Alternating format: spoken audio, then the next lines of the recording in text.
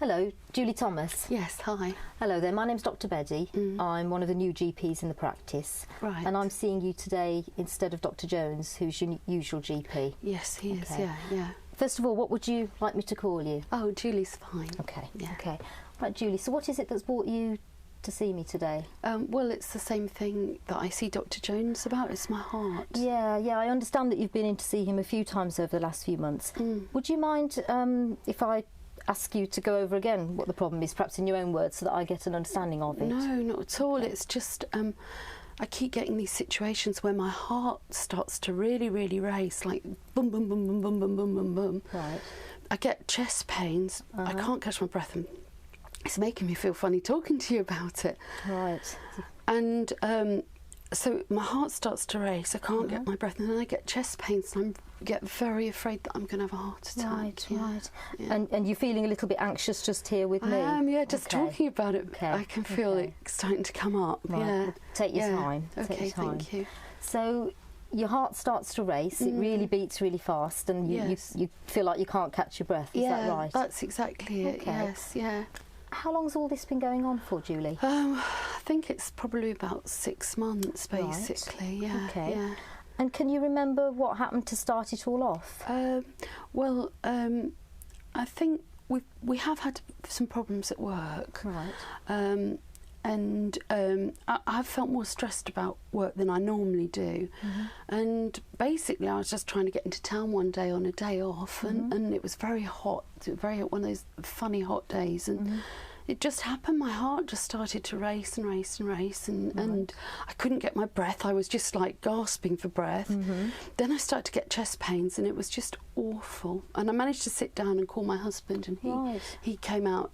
He actually left work to come and get me. Right. So that sounds like quite an unpleasant experience. It was awful. For you that it was time. really, really frightening. Yeah. And when that was happening to you, Julie, when you were in the middle of town, what was it that you thought was going on? I thought I was having a heart attack. You thought you were having a heart attack? I really did, yeah. And each time it happens, I'm so afraid that is what's happening. Right, okay. So, I've started to try to avoid situations where I might get like that, basically. Right, so what kind of things are you finding yourself avoiding? I can't get into town now without my husband taking me, so my husband has to take me to and from work. Right. And then I also thought I shouldn't do anything to put any strain on my heart at all. So I just don't do much exercise or anything at the moment. Right. And other things as well. And other things? What sort of other things are you not doing?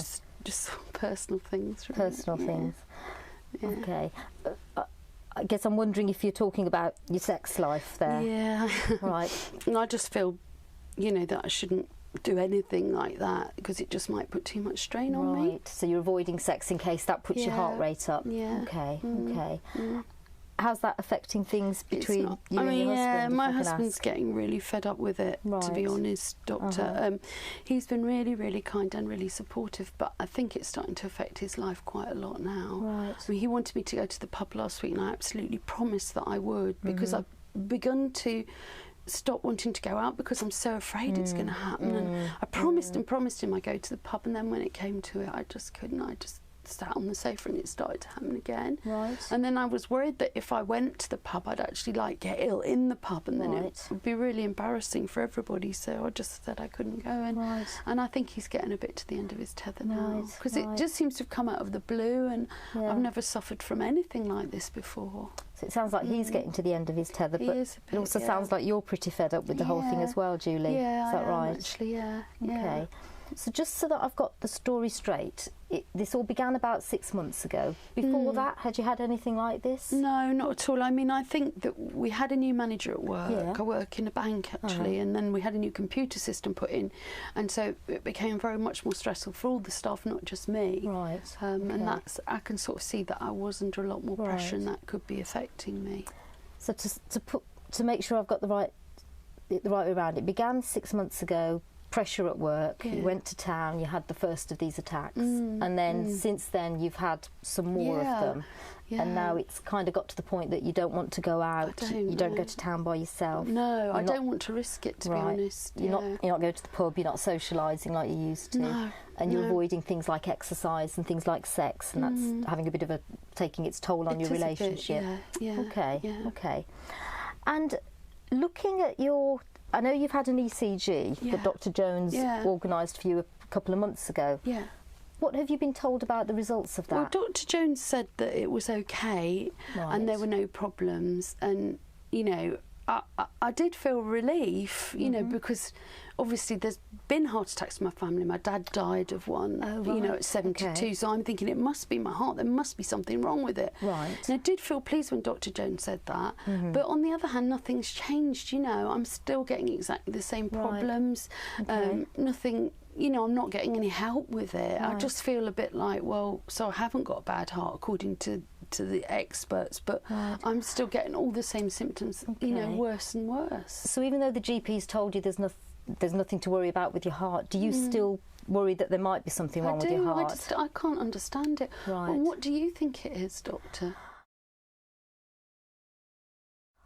Well, Julie, I think I'd agree with Dr. Jones. I don't think there is anything wrong with your heart.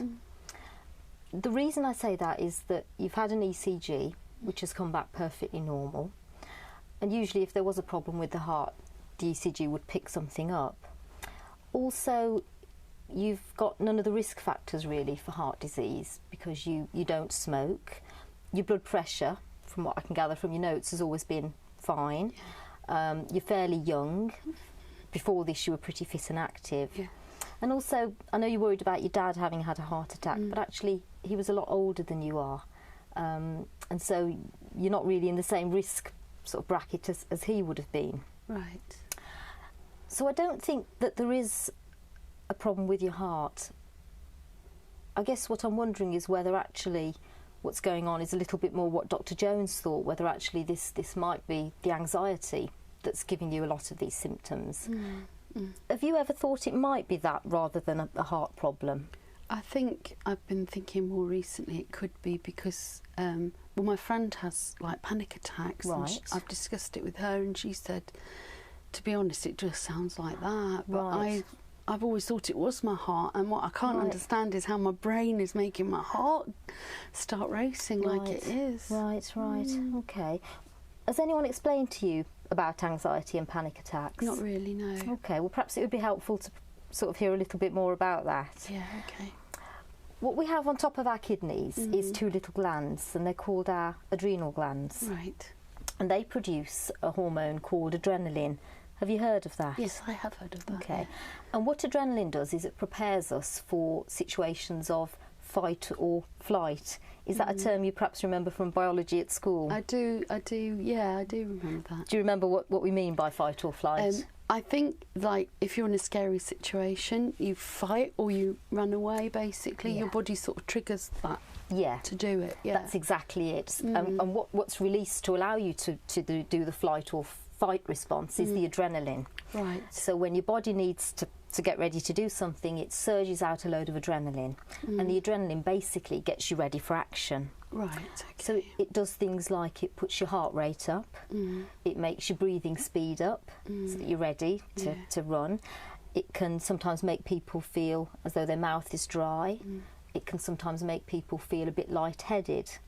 Are those the kind of symptoms that you can get? Yeah, definitely. Yeah, Okay. Definitely. All of those, actually. Okay. And what often happens with people with panic is that the first time that happens, the first adrenaline release, occurs out of the blue, perhaps at times of stress. And you mentioned that there was stuff going on at work and you were feeling a bit stressed out and you're in town, it was a bit hot. Yeah. And so that may have been what was behind that very first panic attack. What happens to people is that once they've had one panic attack, they go on to have more. And the reason for that is that once you've had something like that happen to you, you're kind of there thinking, ooh, will this happen again? Yeah. Is that something that you do? Oh, absolutely. I've started to really monitor my heart, and when it starts to race, I start to get worried, and then it starts getting faster and faster, so it does feel... Yes. Yeah. You're describing it exactly, Julie. That's what we call hypervigilance. So you're there kind of keeping a bit of an eye on your heart. Yeah, definitely. And for most of us, our heart rate will go up and down all through the day, but most of us don't worry about it because we don't notice it. Right. But because you've had a panic attack, you're there thinking, oh, what's my heart doing? Yeah. And then the minute it starts to change, you clock it, you notice it. And then you start to get anxious thoughts. Yeah, so you might start worrying, I really do. Start worrying. I keep thinking, is it going to be now? you know, is my heart going to stop beating? Right, so you get those kind of anxious thoughts, and they're very frightening. Very. And because you're thinking, my goodness me, could my heart stop? That makes you even more anxious, and that causes even more adrenaline to be released. Right. And that makes the symptoms even more pronounced, and then that makes you believe even more that there's something wrong with you.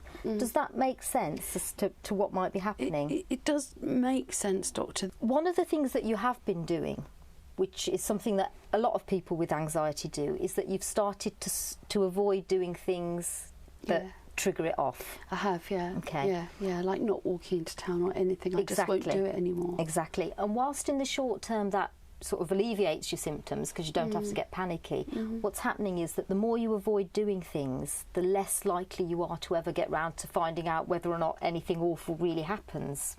Right. Okay. Yeah. Right. Does that make sense? It does. It does make sense.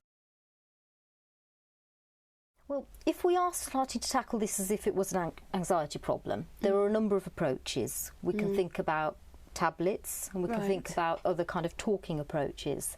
There are pros and cons to those, and side effects and things that we need to discuss. Okay. So I'm just slightly watchful of the time. We seem to be coming to the end of today's session for the appointment, but Okay. what I wonder is whether we should meet again, perhaps next week, and look again more carefully at some of the treatment options and think together about which might suit you best. Okay. How would that sound, Julie? No, that's fine. That's fine. Any other questions before we finish? No, I'll make an appointment to see you next week. That's fine, and I'll see you next week. Okay. Thank you, Doctor. It's a pleasure. All right. Bye-bye. Bye-bye.